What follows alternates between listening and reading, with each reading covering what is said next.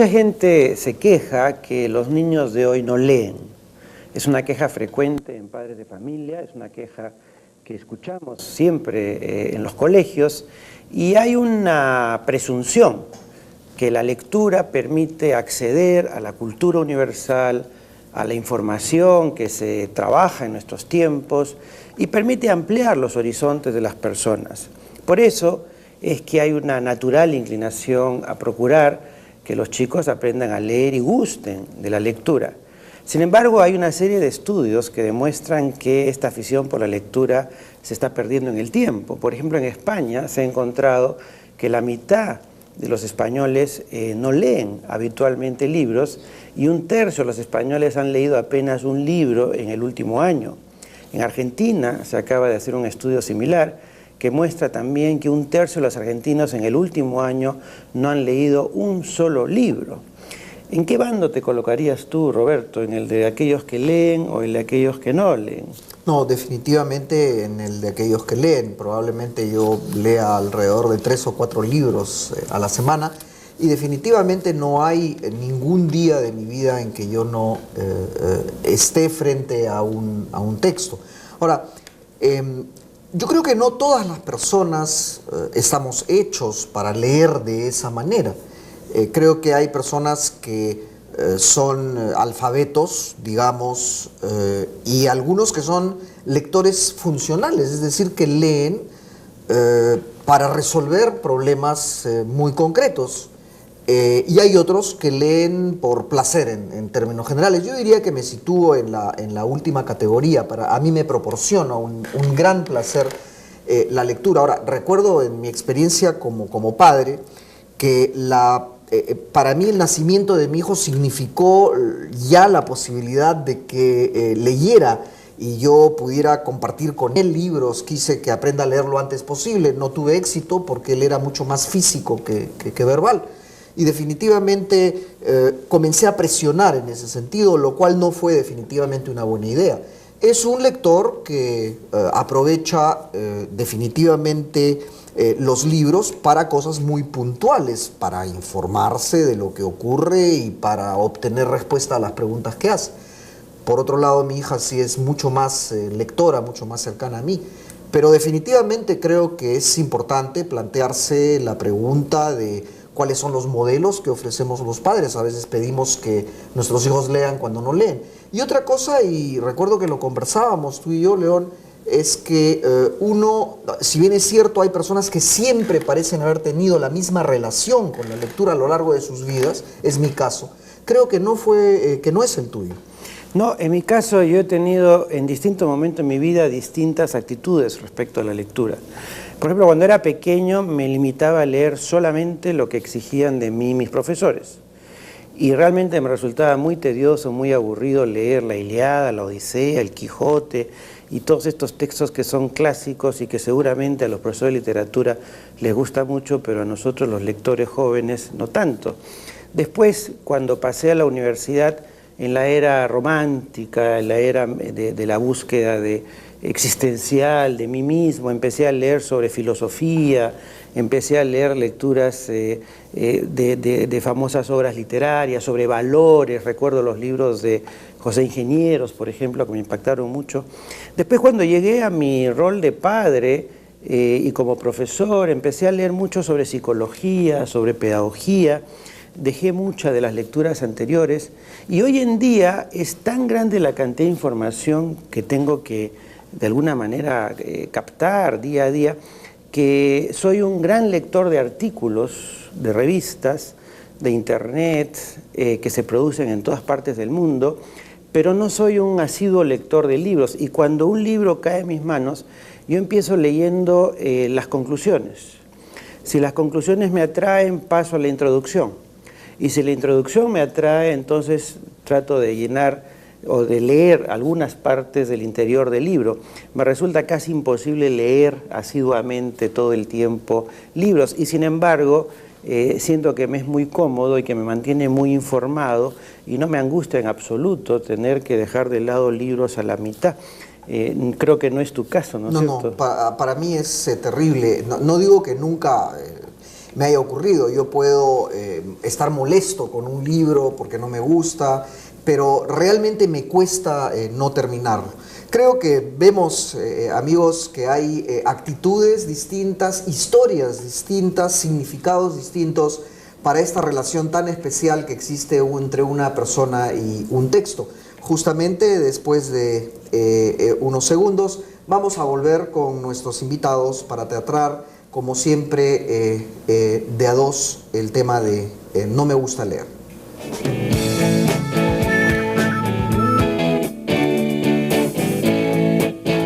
Amigos, seguimos tratando el tema de la lectura. A los chicos aparentemente no les gusta leer y veíamos que habían historias distintas, maneras distintas, vidas distintas en relación con la lectura. Tenemos a dos personas que creemos pueden contribuir muchísimo a aclararnos este tema. Estamos con Hernán Garrido Leca, que es economista, escritor de notables cuentos para niños, con Michelle Seger, que es estudiante universitaria. Y quisiera comenzar preguntándole, Hernán, un poco cuál es tu relación, en primer lugar, con la lectura y cómo así un economista escribe cuentos para niños, y en tercer lugar, ¿por qué crees que los chicos leen tan poco?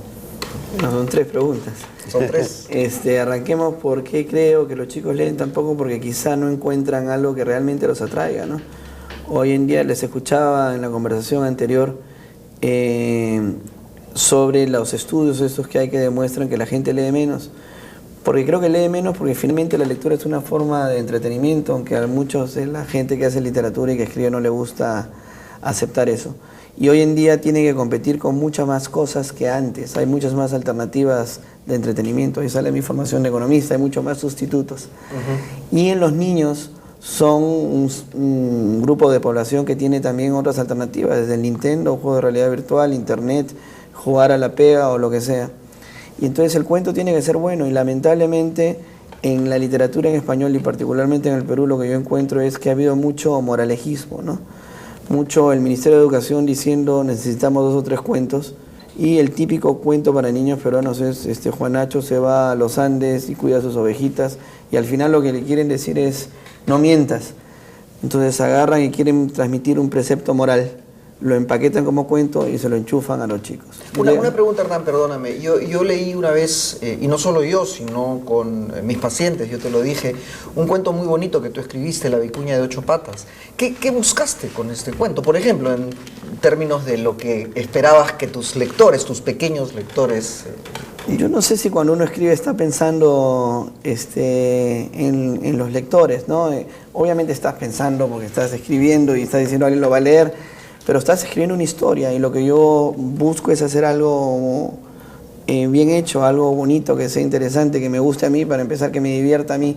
Entonces buscaba hacer algo divertido. De pasada, lo que pasa es que eso es un cuento que está inserto en un episodio, para mí un épico, lindísimo en la historia del Perú, que es el alzamiento de Cusi Yupanqui para convertirse en Pachacútec y la guerra contra los chancas. Ahora, hay un asunto que he visto con mucha frecuencia, y es que hay una creencia de parte de los padres de familia y los maestros también, de que hay una cierta linealidad. Si no lee de chico, no leerá de grande. Y sin embargo, encontramos cantidades de gentes que no han sido lectores en su época escolar, y sin embargo, en algún momento de su vida universitaria, se convierten en grandes lectores. Creo que tú eres uno de esos casos, Michelle, ¿no es cierto? ¿Por qué no nos cuentas a qué se debe que en el momento de la vida escolar uno no siente mayor atractivo por la lectura y de repente uno se transforma y se convierte en un voraz lector? Claro, no solamente el colegio el que tiene que incentivar la lectura, sino muchas veces la casa, que digamos, en mi punto de vista es el primer incentivo que uno recibe para leer, ¿no? Para agarrar los primeros libros, en fin. Ahora, muchas veces los textos, yo recuerdo mi vida escolar, los textos no estaban bien escogidos. Yo leí, me acuerdo, La Metamorfosis en segundo media. No lo entendí, evidentemente. Lo entendí muy por arriba. Lo volví a leer cuando salí del colegio y le encontré completamente otro significado. Y descubrí la lectura recién cuando terminaba el colegio y cuando ingresé a la universidad, ¿no? El mundo de la literatura, que es inmenso. ¿Y en retrospectiva tú sientes que has perdido algo por no ser lectora? Sí.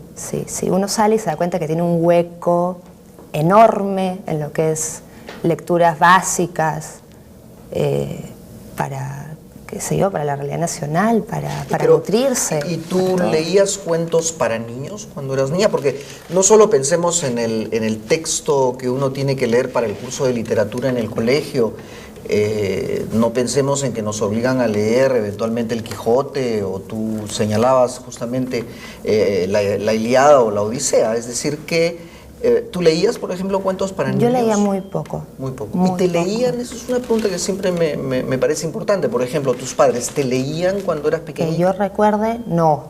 Que yo recuerde, no. Ahora, tengo mala memoria. Puede ser, no quiero abusar de mis padres. Puede ser que me lo hayan leído. Ahora, pero no recuerdo. Una cosa, tú hablabas, Hernán, como economista.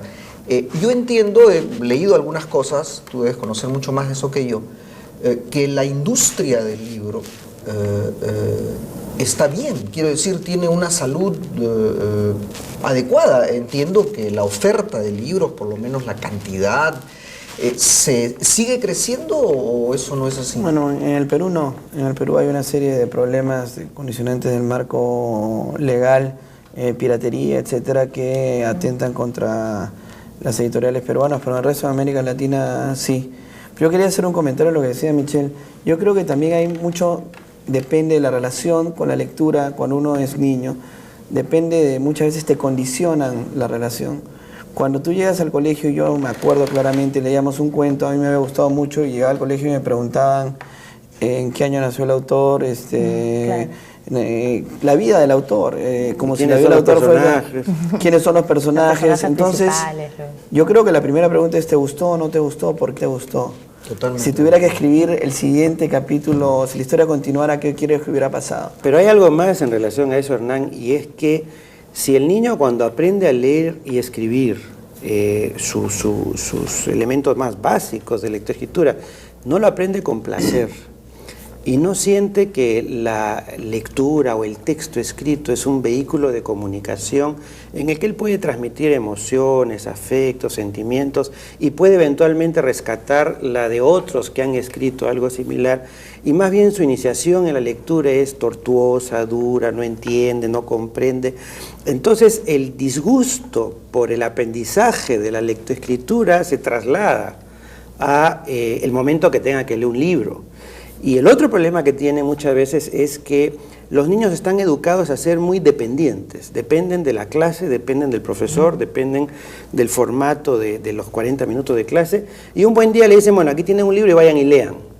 Y el niño no ha sido entrenado de alguna manera a agarrar un libro por su propia voluntad, por su propia motivación, y ponerse a leer.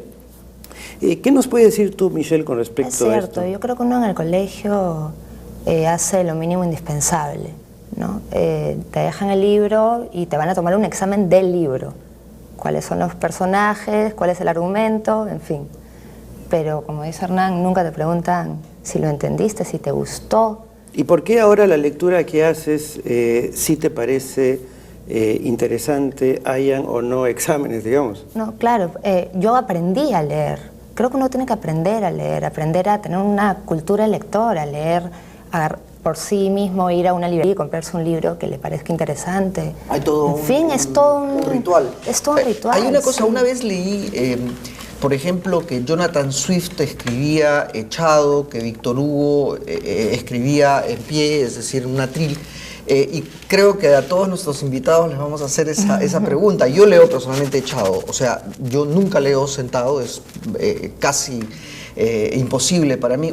Hernán, ¿cómo lees tú? O sea, ¿cuál es tu actitud? Porque leer también es una cuestión física, ¿no es cierto? ¿Cómo lees? Sentado, echado, y te diría que por lo general en aviones, que es cuando estoy tranquilo y cuando sé que no va a pasar nada, que no va a sonar un teléfono. Y que escribo en aviones, te diría que el 50% de las cosas que he escrito, incluyendo ese cuento, lo he escrito entre aviones y hoteles. Ajá. Pero en general creo que leo sentado y echado. Ajá. ¿Tú, Michelle? Echada, en mi cama. Jamás sentada, jamás. Jamás sentada. Sí, me siento muy formal. Ajá. ¿No? Entonces, ¿Y qué propondrían, un poco para terminar? ¿Qué sin zapatos, sin zapatos. Sin zapatos. Sin zapatos. Incluso estoy sentado sin zapatos. Sin zapatos. Nunca con música, nada. Nunca con música, no, yo tampoco con Ningún música. otro estímulo. Interesante, yo leo en actitud de escribir. sea, yo me siento en el escritorio, pongo el libro, leo, y de hecho escribo. Cada vez que encuentro algo interesante me hago algunos apuntes, de manera de que a la vez que leo estoy preparando una posible reseña de aquello que he leído. Y entonces puedo pasarme 2 horas leyendo y escribiendo simultáneamente, ¿no?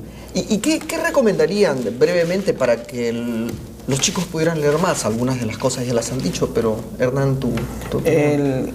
En la parte de educación creo que es los profesores tienen y los padres también cómo forman la relación de los niños con la literatura, ¿no? Es decir, cuál es la relación, y lo que tiene que transmitirse es que es un placer, es algo estético, no tiene nada que ver con ni la biografía del personaje, ni cuál del autor o del personaje, o cuáles son los personajes, en qué años, o hazme un resumen. Tiene que ser lúdico, creo yo. Tiene que haber un juego en torno a la lectura para que desde chicos lo vean así, y vean que leer es una fuente de placer, un entretenimiento, ¿no? ¿Michelle? Prácticamente lo mismo. Los padres tienen que incentivar mucho a los hijos a que lean, no dejarles al colegio todo el paquete, ¿no? Y si no les gusta leer en el colegio, ya no les gustará en la vida. Pero incentivar no es comprarles el libro simplemente, sino jugar con jugar. Exacto, jugar. Y cuéntame un poco, y sentarse, y que cuente el libro, ¿no? Es un poco eso. Bien, amigos, vemos que lo que se requiere en el fondo es una suerte de alianza entre varios factores que hagan que la lectura sea algo agradable y que sea algo luego importante. Se habló de estética y creo que es un término muy adecuado. Agradeciendo muchísimo a Michelle y a Hernán su presencia en DA2. Con ustedes volvemos en unos instantes.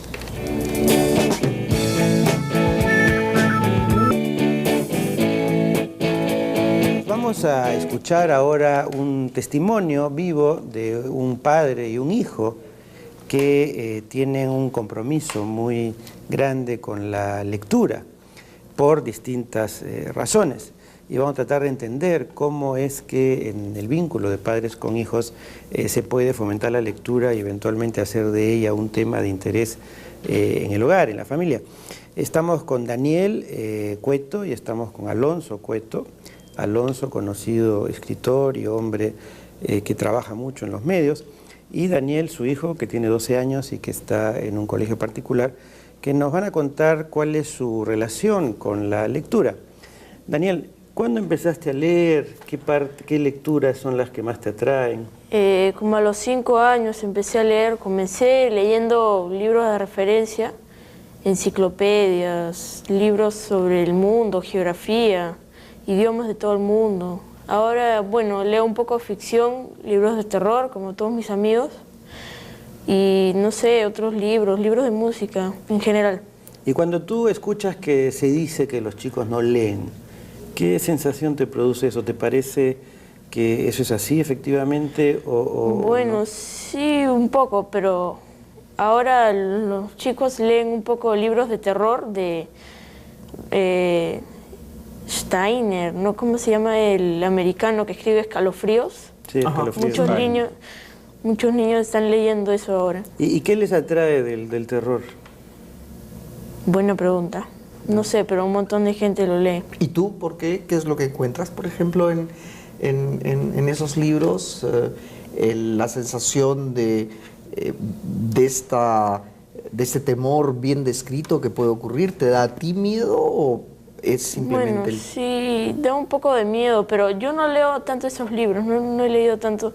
Mis amigos, la mayoría tienen una colección de 30 libros porque hay un montón de esos libros y cada vez se traducen más, entonces siempre compran y leen, pero yo no leo tanto esos libros de terror. Dime, ¿y estos libros están en la lista de los libros sugeridos por el colegio para que lean? Bueno, no sé, creo que no tenemos, debe haber una lista, pero sí se pueden alquilar en la biblioteca y casi siempre no están, porque casi siempre todo el mundo los alquila. Pero los profesores los sugieren, como hay algunos libros que los profesores dicen, bueno chicos, este bimestre o este año van a tener que leer tal y tal libro. ¿Dentro de esa lista está, por ejemplo, los libros de Escalofríos? No, ¿Qué te parece eso? Porque uno podría pensar que si los profesores quieren promover el hábito de la lectura, no tiene que ser necesariamente con libros clásicos o libros que ellos consideran serios, sino con los libros que les gusta a los chicos. ¿Qué creerías que pasaría si en la lista de libros sugeridos por los profesores estuviera, por ejemplo, Escalofríos? ¿Crees que así los chicos leerían más?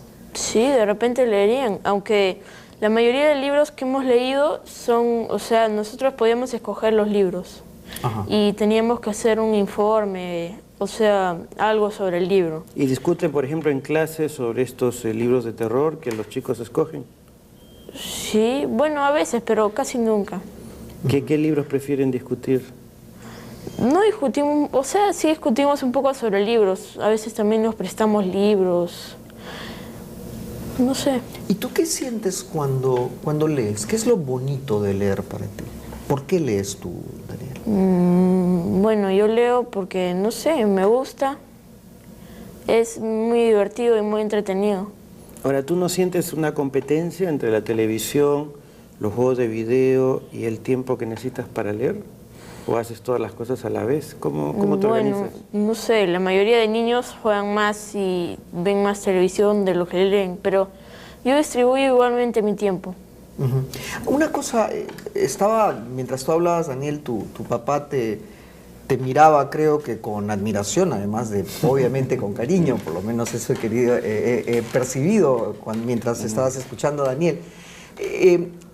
¿Tú crees que fuera de cámara decías que tú no tuviste una actitud de promoción activa, de exigencia de que Daniel leyera, que esto ha sido algo que ha ido naciendo en Daniel naturalmente? Me imagino, sin embargo, que has tenido expectativas y uno podría pensar, bueno, claro, un escritor, un hijo lector. ¿Qué podrías decirnos acerca de tu relación con Daniel en términos de lo que significa la lectura? Bueno, eso me parece una pregunta interesantísima porque muchos padres se interesan mucho en el tema de la lectura de sus hijos. Yo lo único que te puedo decir es que nunca Cristi ni yo, su mamá y yo hemos deliberadamente inducido o sugerido o abiertamente exigido, ¿no? La lectura como un requisito. O sea, nunca le hemos dicho, esto lo tienes que leer, esto cuando lo termines me lo comentas, o tienes hasta tal día para leer este libro o el otro, cualquier libro. Yo lo único que te podría decir es que hemos hecho dos cosas. Una es hablar de temas interesantes, temas de actualidad, cosas que se ven en los periódicos, cosas de curiosidad científica, de temas históricos, en fin, en la mesa, ¿no? Y en segundo lugar, tener libros cerca. O sea, tener libros disponibles en la casa, ¿no? Ahora, hay una cosa importante, Alfonso. Tú has enseñado también en la universidad y has sido profesor inclusive de adultos para algunos cursos. Estuve leyendo una investigación que hizo Raúl González Moreira. Él exploró durante 2 años a los alumnos que ingresaban a las universidades, 352 estudiantes, y encontró que el 85% de ellos no comprendía lo que leía.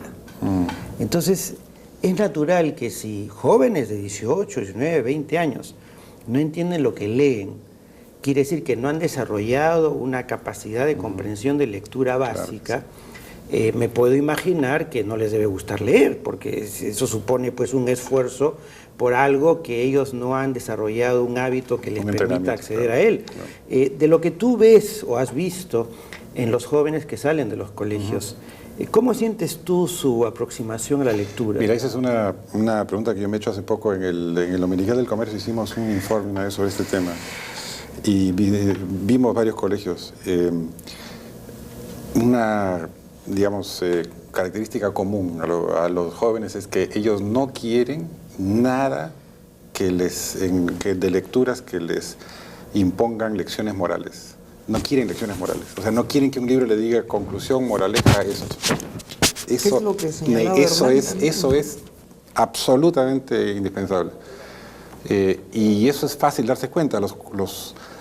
Las historias más importantes de la tradición mundial, las historias de Hans Christian Andersen y las de Perrault y las de todos los que conocemos nosotros, no necesariamente son lecciones morales, son historias entretenidas, divertidas, de terror, como decía él. Y en segundo lugar, ha habido en estos años, por lo menos es lo que vimos, ¿no? Lo que nos decían los profesores, ha habido una cierta recuperación en la capacidad de lectura, sobre todo con libros como este de Stein. Los jóvenes han vuelto a leer gracias a Jaime Bailey, leen mucho a Bailey en la secundaria, leen a Bryce, ¿no? Leen por lo menos algunos los cuentos de Bryce, sobre todo los que se refieren a los jóvenes, ¿no?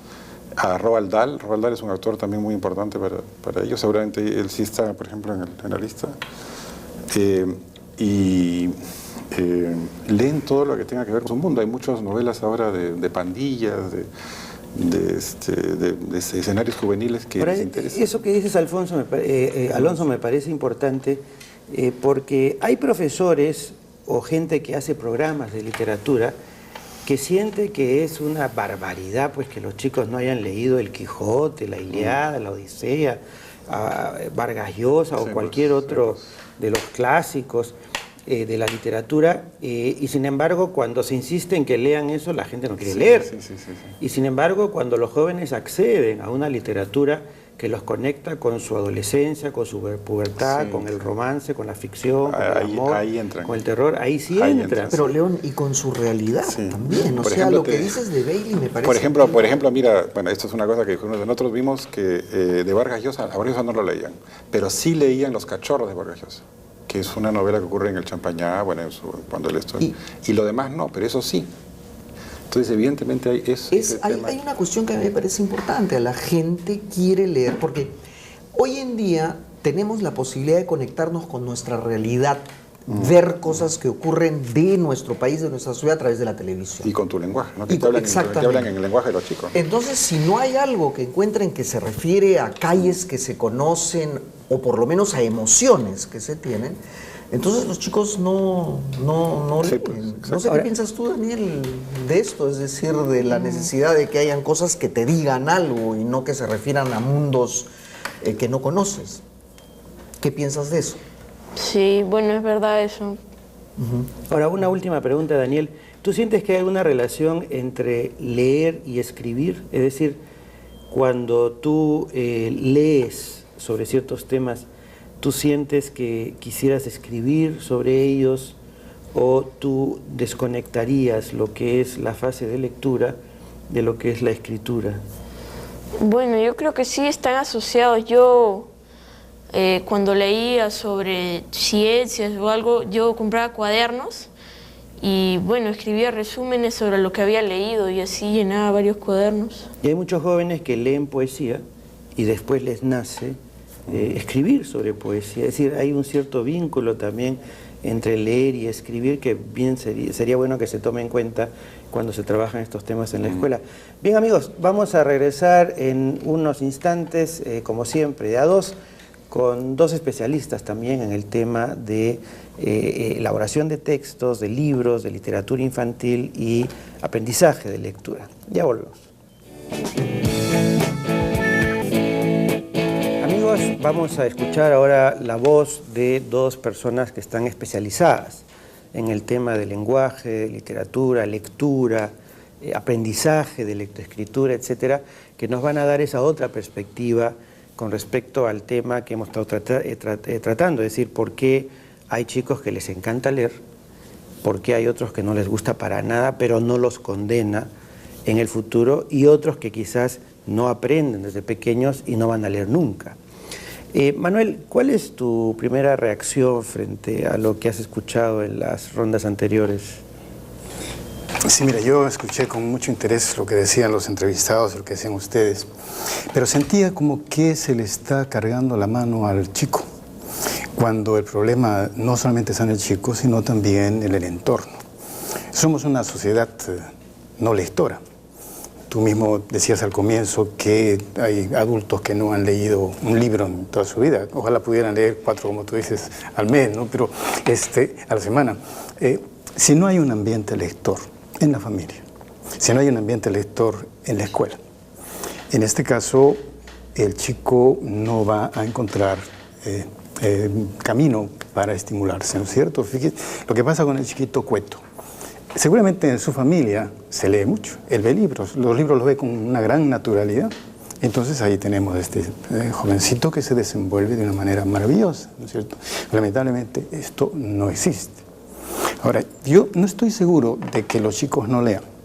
O sea, hay un segmento de chicos que no leen definitivamente, hay otro segmento de muchachos que sí leen, pero hay que preguntarse qué cosa es lo que leen. Y por lo general leen cosas de acuerdo a su interés. Algunos jovencitos leen estos libros de terror, Steiner, que está tan de moda. Otros leen las crónicas deportivas. Otros leen la biografía de sus ídolos, los Backstreet o los, ¿no es cierto?, Bon Jovi, ¿no? Lo que habría que ver es la calidad de lo que se está leyendo, ¿no? ¿Cuánta gente en nuestro medio lee, pero consume, perdóname, basura? Porque se lee crónicas de crímenes, chismes entre artistas. Esto es la comidilla todo el día, es lo que se lee. Entonces, si no hay un gusto por la lectura, si no hay interés, ¿no?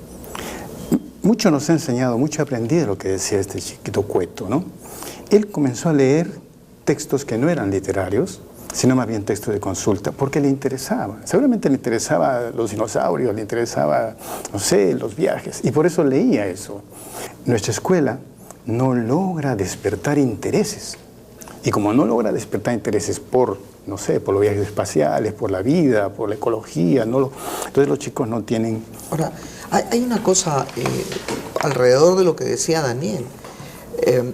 Yo sinceramente empecé a leer por curiosidad, o sea, curiosidad de saber cosas, probablemente también curiosidad y deseo de saber cosas que otros no sabían.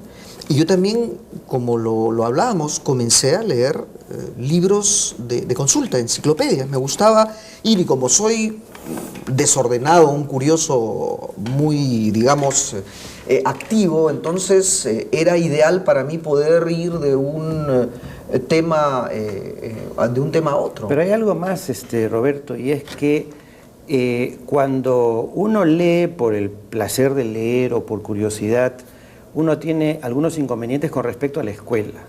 Primero, probablemente la curiosidad de cada alumno sea distinta, y eso significa que cada alumno quisiera leer otra cosa, y eso ya desencaja al profesor acostumbrado a que todos tienen que leer exactamente lo mismo para poder cumplir su programa. Y el otro problema que hay con respecto a la lectura es que el alumno quiere relacionarse con la trama, con el contenido, y muchas veces en la escuela lo que se les pide más bien son los detalles de forma, es decir, quién es el autor, dónde vivió, en qué año, cuándo murió, por qué es importante, y en lugar de relacionarse con el contenido, se termina relacionando con los aspectos de detalle. Creo que tú trajiste algunos ejemplos de cómo es que una aproximación pedagógica equivocada genera evidentemente rechazo. ¿Podrías quizás ilustrarnos un poco? Sí, tú me sugeriste que trajera algún material y mira, este es un libro de cuarto de media, de secundaria. Supuestamente los chicos están entrando al tema de la literatura, ¿no? Pero de acuerdo con el programa tienen que comenzar leyendo textos del siglo XIV, del siglo XIII, ¿no? Y aquí veo esto, fíjate, en el Perú, ¿no? En la literatura peruana, ¿no? Se arranca con una referencia histórico-cultural, lo que es la conquista, la vida de Garcilaso de la Vega, sus obras, hay una apreciación crítica y luego se entra a un texto, ¿no? Es decir, hasta que llegan al texto ya se aburrieron de Garcilaso. Pero tuvieron que aprender miles de cosas, ¿no? Cuándo tradujo los diálogos de amor y cuándo escribió La Florida del Inca y en qué parte se publicó y quién era León el Hebreo, es decir, un marco que no les sirve después para... Y ahora, ¿qué hay con respecto al lenguaje, al vocabulario? Porque hay muchos chicos que todavía, cuando son pequeños, tienen un vocabulario limitado y a veces ocurre que los textos más bien tienen un vocabulario complejo, ¿no? Sí, mira... todo depende de cómo lo trabaja el maestro, ¿no? Imagínate, tú léete la primera página, esta página que llevamos en el corazón de Platero, ¿no? Platero es pequeño, peludo, suave, tan blando por fuera, que se diría todo de algodón, que no lleva huesos, ¿no? Es un texto de vocabulario difícil, ¿no? Pero según cómo lo conduzca el maestro, si el maestro lo lee bien, si casi lo dice, No, el chico se va a sentir conquistado, pero si de pronto tiene que hacer una tarea para buscar las palabras que no conoce, ¿no? Y entonces el platero es pequeño, peludo, suave, tan blando, eso lo conoce. No lo siente, ¿te das cuenta? Hasta que llega a los espejos y azabache, ¿qué cosa es? Negro, ¿no? Ahí recibe. Después le vienen a preguntar cosas, no porque le gustó, ni qué cosa es lo que más le gustó, sino tiene que formar una oración, ¿no? Azabache, negro. Mi amigo Pedro es azabache. Claro, porque... O sea, hay que suspender la lectura para hacer un ejercicio con la palabra y la parte gramatical, y entonces le quitan todo el sabor a la lectura. Ahora, una pregunta, Katiuska. Para que un niño quiera leer libros, debe haber aprendido a leer con cierta fluidez. Sin embargo, hay muchos niños que tienen dificultades para la lectura. Y evidentemente, si tienen dificultades para la lectura, van a tener dificultades para leer un cuento, un libro, lo que fuera. ¿Qué te enseña a ti la experiencia con respecto a qué pasa cuando un niño es forzado a leer a pesar que todavía no está listo para leer? Sí, bien, yo creo que la lectura se tiene que ir incentivando desde muy pequeños, y esto empieza desde el momento en que la madre le lee los cuentos al niño. Tiene que enseñarle las figuras para que el niño vaya desarrollando su imaginación y darse cuenta que a través de las palabras él va a poder desarrollar un mundo dentro de él, y que estas palabras, además de ser unos signos, tienen un significado. Entonces, desde allí la madre le está enseñando que la lectura no solamente es leer correctamente, sino que lo va a transportar también a un mundo, ¿no? Entonces, parte, digamos, desde ese punto. Después, tendríamos que tomar en cuenta dos aspectos, que tanto en la lectura no solamente son los mecanismos de lectura, que es la habilidad para poder leer correctamente, respetando signos de puntuación y expresión, sino también la capacidad para poder comprender lo que se lee. Entonces, estas cosas pueden estar influenciadas una con la otra, pero no interrelacionadas constantemente, ¿no?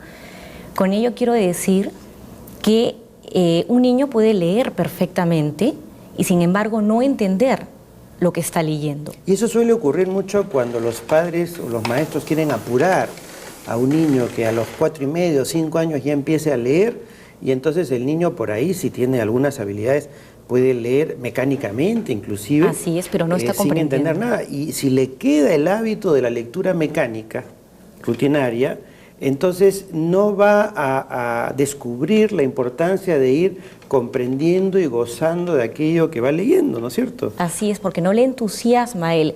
Él simplemente va a empezar a codificar y no va a entender nada. Yo les pongo muchas veces el ejemplo a los chicos y les digo, ¿por qué no te gusta leer? Porque es para ti como si estuvieras escuchando el chino.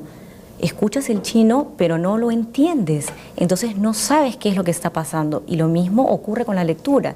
Ellos leyeron, pero no quedó dentro nada de ellos. Entonces eso no tiene el gusto, no tiene el sabor. Una pregunta, Katiuska. Ese libro que tienes ahí, ¿podrías contarnos un poco qué es? Claro, este libro a mí me parece sumamente interesante porque es una forma también de introducir a los chicos dentro de la lectura. Uno lleva los personajes que uno quiere, por ejemplo, el nombre de un niño, pongámosle en este caso Guillermo, y se le pregunta cuáles son sus amigos, cuáles son sus primos, cuáles son la gente que está en su entorno. Y esta gente que está en su entorno pasa a formar parte de estos personajes, de tal manera que cuando el niño lee el cuento, él se está dando cuenta que está formando parte de él y que sus amigos también son estos personajes. Entonces se empieza ¿Cómo se hace a eso? interesar. Perdón, o sea, uno lo lleva a una especie de editorial a medida. Así es, lo lleva a una editorial y da los nombres de los personajes y escoge también la trama, si es que el niño le va a gustar de repente la aventura. En este caso es, por ejemplo, Mi aventura en la selva. Entonces va aprendiendo no solamente la parte de su entorno, que es en este caso nuestras selvas, nuestros animales, sino también todo lo que va ocurriendo con sus amigos, es las aventuras que él va viviendo y que va formando. Él se convierte en el personaje principal. Entonces esto motiva enormemente al niño porque va a tener un significado para él. Hay una cosa que yo recuerdo en mi historia, ya no de lector, sino como padre. Yo leía mucho a mis hijos, pero también les contaba muchos cuentos que inventaban. Eso es muy importante. Y en muchos de esos cuentos ellos eran los personajes. y esto es algo que los motivaba enormemente. También es un poco la palabra, cómo el niño siente que los padres se relacionan con las palabras. Ahí hay un tema, y el otro tema tiene que ver también con el hecho que los chicos escriben en su lenguaje y podrían eventualmente compartir sus textos, sus cuentos, para que sus compañeros pudieran leer los textos que han sido escritos por ellos mismos y no necesariamente de un autor externo que simplemente se puso en el lugar de los niños y escribió algo. Manuel, en ese sentido quisiera reiterarte una pregunta que hice en un bloque anterior. ¿Qué relación encuentras tú entre el aprendizaje de la lectura, el aprendizaje de la escritura y la posibilidad de que en ese juego entre aprender a leer y escribir el niño descubra el placer en esta posibilidad de comunicación, ya sea desde su rol lector o desde su rol activo de escritor? Mira, hay muchas posibilidades de trabajo para ligar lectura y escritura, ¿no? Pero estas posibilidades muchas veces se resumen a hacer, perdona que lo repita, a hacer un resumen del texto. Lees un cuento y hay que hacer un resumen, y eso es lo peor que puede haber, ¿no? ¿Qué sugerirías tú? Hay muchas cosas que se pueden hacer. Por ejemplo, Hortensia Lacó, una argentina, sugiere que después de leer un texto, el chico cree textos en torno a lo que ha leído. Por ejemplo, lee un cuento y puede decir, escribir una carta al autor del cuento, ¿no? Puede escoger a un personaje, es decir, el personaje 20 años después, ¿no? Puede fingir un diálogo entre él y uno de los personajes, es decir, puede hacer muchos trabajos de creación. O de repente el grupo de chicos dramatizar alrededor de un texto que hayan leído, o incluso sugerir, lo mencionaba Hernán hace un rato, sugerir escenarios alternativos, es decir, ok, vamos a parar en este momento de la trama y vamos nosotros a crear un camino distinto, por ejemplo. Tienes todas esas posibilidades abiertas. Pero eso significa renunciar al concepto de texto sagrado que ya viene hecho, sino más bien aceptar la idea de que el niño construye el texto que le interesa y que el niño interactúa con el texto, lo arma, lo desarma, lo desmenuza, lo crea, lo recrea y toma distancias del texto original. Cuando muchas veces en la enseñanza más convencional lo que los profesores piden es que el alumno se ciña a lo que está en el texto escrito, ¿verdad? ¿Qué dirías tú, Katiuska, con respecto a esta otra dimensión de la lectura que es la escritura? Bueno, en realidad... O la composición, vamos a decir. Sí.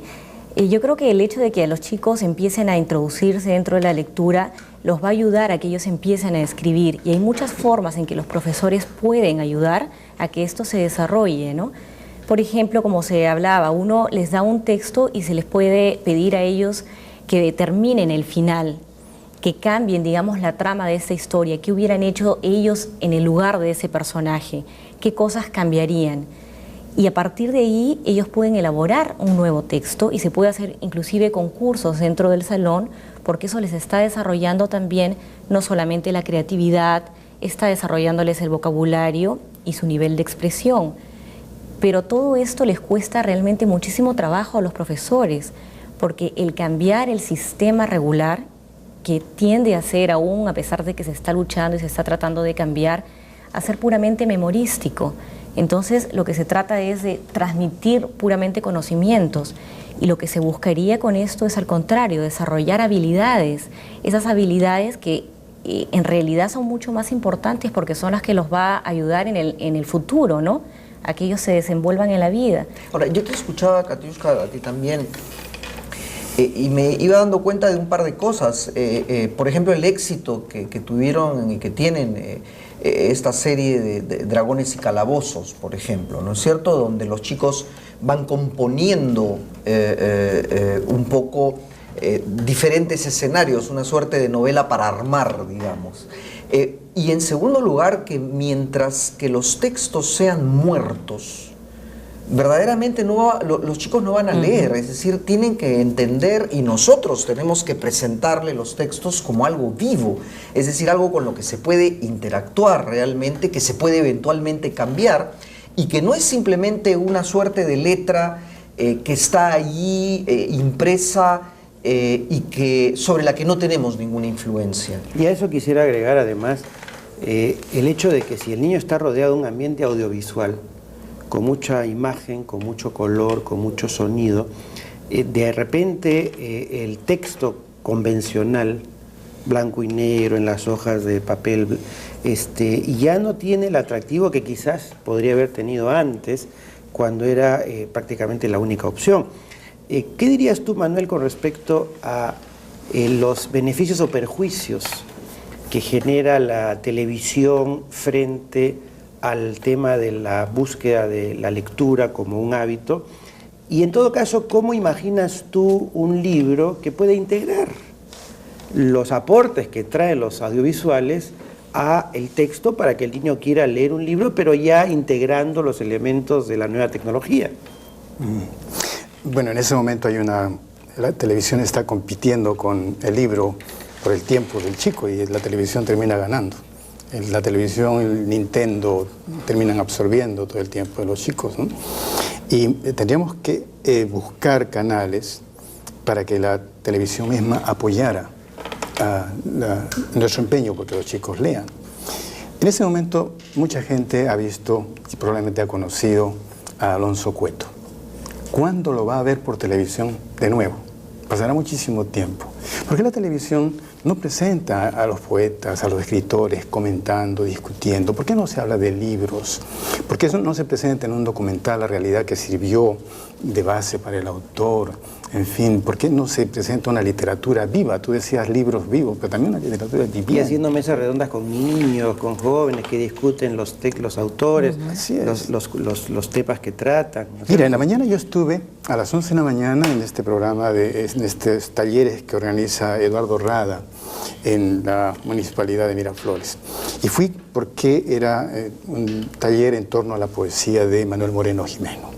Manuel Moreno es un poeta poco conocido, un poeta más bien difícil, ¿no? Habían aproximadamente unas 60 personas y cuando se terminó de leer un poema suyo, la gente aplaudió. Y estoy seguro que después de eso iba a ir a buscar la poesía de Moreno. Faltan esas oportunidades. Una última intervención, Katiuska, un consejo para los padres. Bueno, definitivamente desde que los niños son pequeños es importante de que los padres les den el material, ¿no? Que les alcancen los libros, pero que en el momento que ellos se den el tiempo de leerlos, dramaticen estos libros. No solamente que los lean, sino que los hagan vivir, de tal manera que de esta forma ellos vayan sintiéndole el gusto a la lectura. Sientan que esto los va a llevar, así como la televisión, con la imaginación a través de las palabras, ellos pueden desarrollar todo un mundo de creatividad y de fantasía. Después de esto también es importante de que tengan una buena biblioteca, me refiero con diferentes libros que sean de acuerdo a la edad de sus hijos, que los entusiasme, porque es muy fácil también pretender que los chicos lean si es que no tienen el material adecuado, ¿no? Darse un tiempo y también servir de modelo, porque muchos padres dicen, mis hijos jamás leen, pero los hijos tampoco los ven a los padres que leen.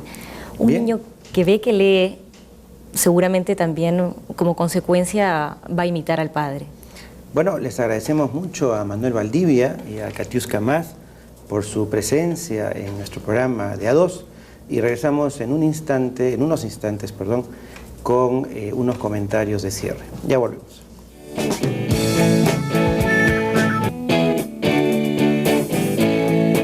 Amigos, para terminar este programa sobre la lectura y las dificultades que tenemos muchas veces para que los chicos lean, hemos visto que el asunto es bastante más complicado que el deseo o no de los chicos por leer.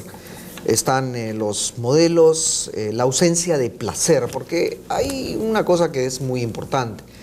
Leer es un placer, debe ser un placer, además, por cierto, de las funciones y de los objetivos que nos permite alcanzar el acto de la lectura. Pero esencialmente Es un placer y lo hemos visto con nuestros invitados. Para mí lo es.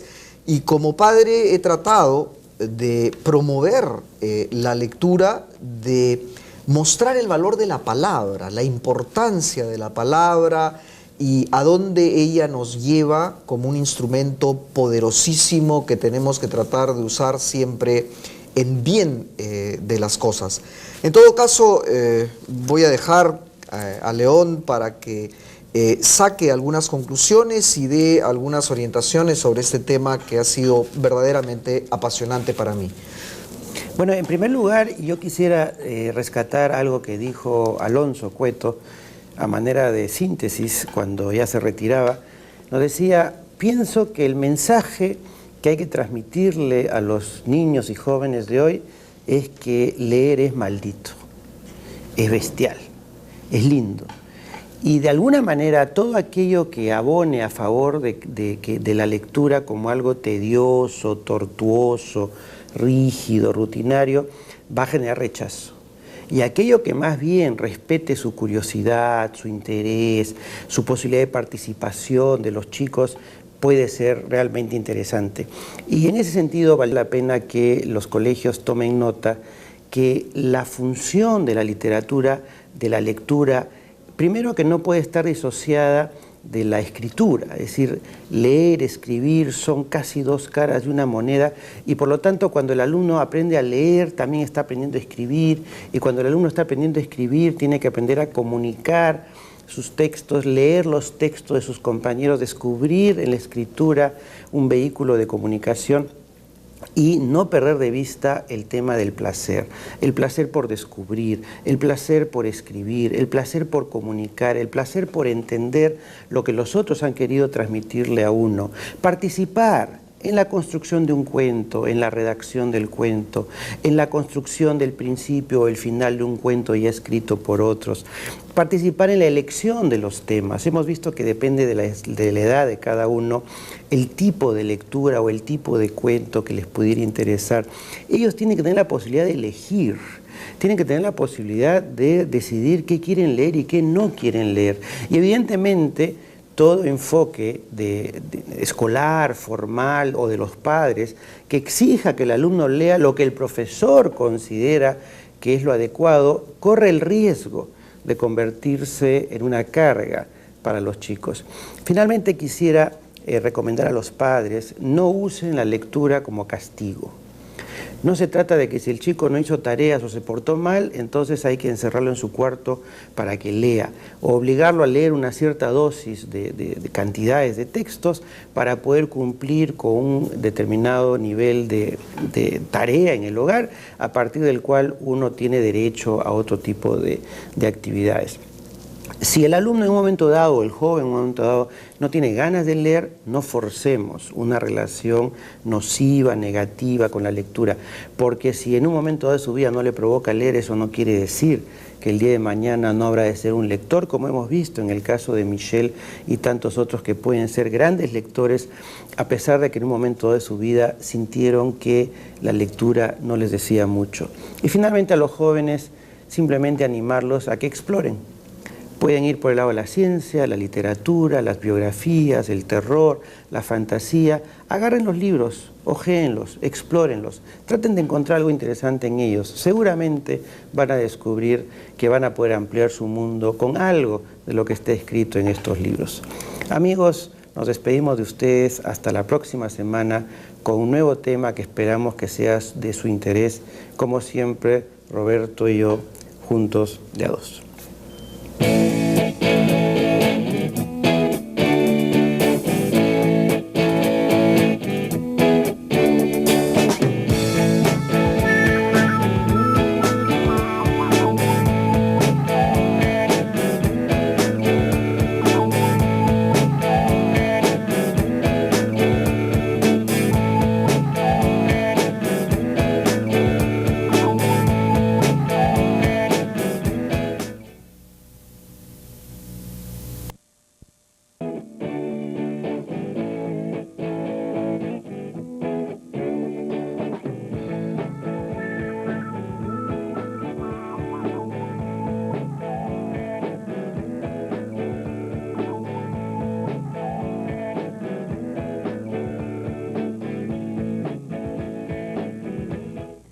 Bienvenidos amigos a esta edición del programa de A2, en el cual Roberto y yo vamos a tratar sobre el temor al dentista. Cuando se habla de un préstamo que no se puede pagar, normalmente se dice que hay una responsabilidad del banquero que presta y del cliente que no cumple con los pagos. Cuando se habla de un problema entre profesores y alumnos, un problema de disciplina, de aprendizaje, se suele hablar del lado del profesor, que no sabe cómo incentivar adecuadamente al alumno, y del alumno, que no sabe cómo responder a lo que se espera de él. Cuando se habla del temor al dentista, muchas veces se habla solamente del dentista como un personaje que ocasiona temor o que interviene, manipula la boca de tal manera que uno siente un cierto temor. Otras veces se habla del paciente, que es una persona con mucho temor, con mucha angustia, etc. Pero rara vez se habla de esta situación compartida del paciente y el dentista como los dos lados de una misma moneda, cada uno de los cuales tiene que poner su parte para que el tratamiento sea exitoso. Vamos a hablar de esto en este programa de A2. Previamente vamos a compartir unas experiencias un poco más personales con respecto a nuestra relación con el dentista. ¿Cómo es tu relación, Roberto, con tu dentista? Bueno, en el fondo creo que tengo mucha suerte porque mi relación es muy escasa. Por una combinación de factores, me imagino, genéticos, quizá de alimentación y suerte, a pesar de la edad que tengo, 47 años, nunca he tenido una carie, nunca. Nunca han tenido que arreglarme la dentadura, digamos. Sí me hago cada cierto tiempo una limpieza y definitivamente es una situación muy peculiar. Creo que también es una especie de ejemplo de lo que son situaciones tensas que están llenas de ciertos prejuicios.